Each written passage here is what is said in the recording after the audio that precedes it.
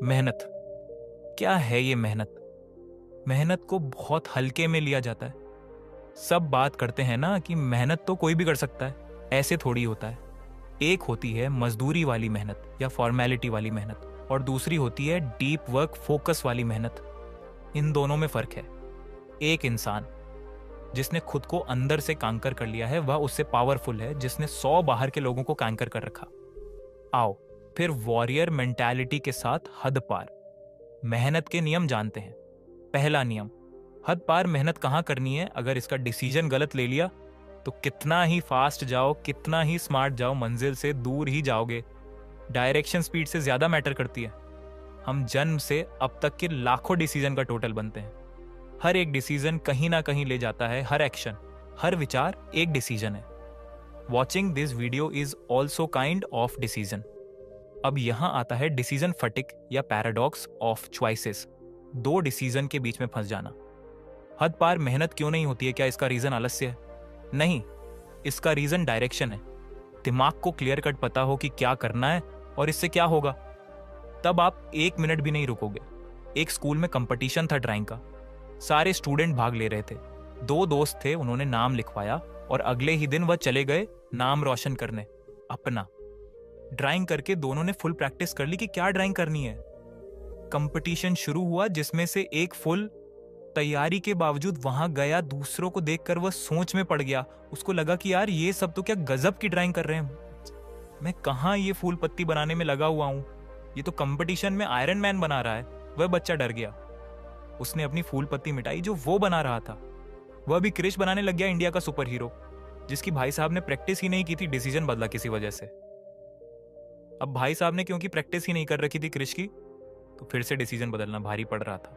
तो कुछ हल्का होने बैठ गया। अब जब वह हल्का होने बैठा तो वह भी सही से नहीं हो रहा था, तो सोचा कि जिसकी प्रैक्टिस की है वही कर लेता हूं। जितने में टाइम पूरा हो गया, अब ड्राइंग नहीं कर सकते हैं। उसका यह गलत डिसीजन फटिक उसे ले डूबा। 90% से ज्यादा असफलता का कारण है माइंड क्लियर नहीं होना। कोई भी आलस वगैरह नहीं होता। अगर आपके एक पेज पढ़ने से आपके अकाउंट में 10,000 आए तो क्या आप पूरी किताब नहीं पढ़ोगे? क्योंकि माइंड को पता है कि क्या मिलेगा। अगर कोई डिसीजन लिया है तो मन को एक परसेंटेज भी नहीं लगना चाहिए कि ये नहीं होगा, तब होगी हद पार मेहनत। डाउट्स आपको रोकते हैं हद पार मेहनत से। बिना फोकस वाली मेहनत को मेहनत में नहीं, फॉर्मेलिटी और लेबर वर्क में अकाउंट करो। मेहनत का पार्टीशन कर दो। लोग कहते हैं कि crypto is the future, NFT is the future, artificial intelligence technology is the future. ये सब फ्यूचर है, पर deep work on focused mind is the real future.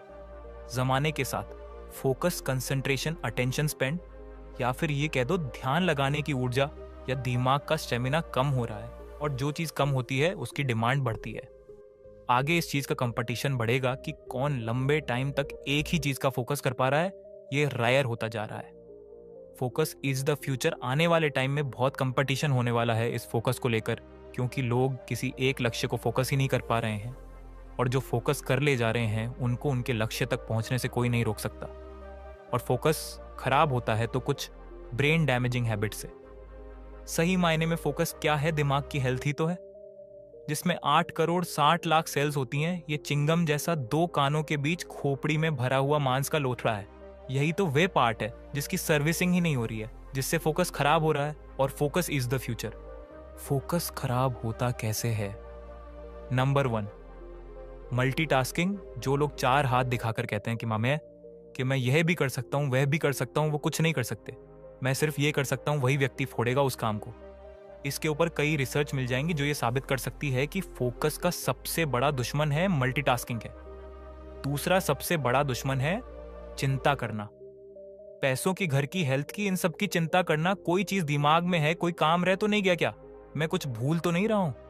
Conversation याद करने का ट्राई करना, ईगो हर्ट हो जाना, ये सब मन को हैक करते हैं।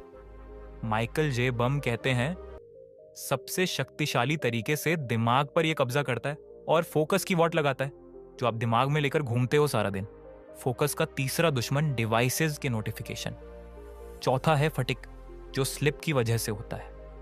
बाकी डाइट वाइट ये आपको सब पता ही है। बिना फोकस की मेहनत को मेहनत नहीं, मजदूरी बोलो उसको। उसे हद पार मेहनत बोलकर टाइम खराब मत करो। फोकस में काम करने से क्या होगा? आपकी अंडरस्टैंडिंग अलग होगी, इंटेलिजेंस अलग लेवल को होगा, चीज़ें फास्ट समझ में आएंगी, विलिंग पावर तेज होगी, टाइम पे सब कुछ याद आएगा, क्रिएटिव विजुअलाइजेशन बढ़ जाएगी। आंखें बंद करने पर अंदर की दुनिया दिखाई देगी। 10 घंटे का काम 1 घंटे में करके शाहरुख खान की तरह फ्लैक्स करोगे। थॉट्स कंट्रोल में होंगे, फोकस के साथ काम करने से थॉट्स कंट्रोल में होंगे। ध्यान कहाँ देना है, ये एबिलिटी आपके हाथ में होगी, पीस ऑफ माइंड होगा। परेशान करने वाले थॉट से फ्रीडम मिलेगी। कौन से थॉट की सीडी दिमाग में लगानी है वो आप डिसाइड करोगे। सेल्फ कॉन्फिडेंस बढ़ जाएगा, अंडरस्टैंडिंग बढ़ जाएगी, चीजें एकदम से बदल जाएंगी, सब कुछ आसान लगने लगेगा, आपका कॉन्फिडेंस भी नेक्स्ट लेवल पे चला जाएगा, विल पावर बढ़ जाएगी, ओवर थिंकिंग रुक जाएगी, और जो काम को टालते रहते हो वह भी कीड़ा मर जाएगा, जीवन अच्छा लगने लगेगा, हैप्पीनेस बढ़। अब करो मेहनत, कैसे नहीं मिलते रिजल्ट्स। रही बात उन लोगों की जो आपका फोकस तोड़ते हैं, तो उसके लिए मैं एक लाइन फ्रैंक नाथरा की बोलूंगा। लोग डिस्टर्ब करते हैं क्योंकि आप उन्हें डिस्टर्ब करने देते हो। हद पार मेहनत नंबर 3। जैसे माइक्रो पार्ट्स मिलकर कुछ नया बनाते हैं, ये एक यूनिवर्सल ट्रुथ है।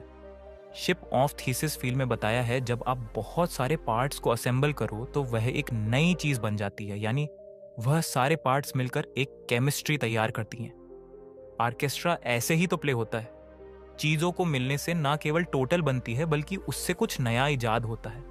सेम विद नॉलेज, छोटी छोटी जानकारियां मिलकर एक नई बात बनाती हैं, और वह नई बात जानकारियों का टोटल ना होकर उससे बढ़कर होती है।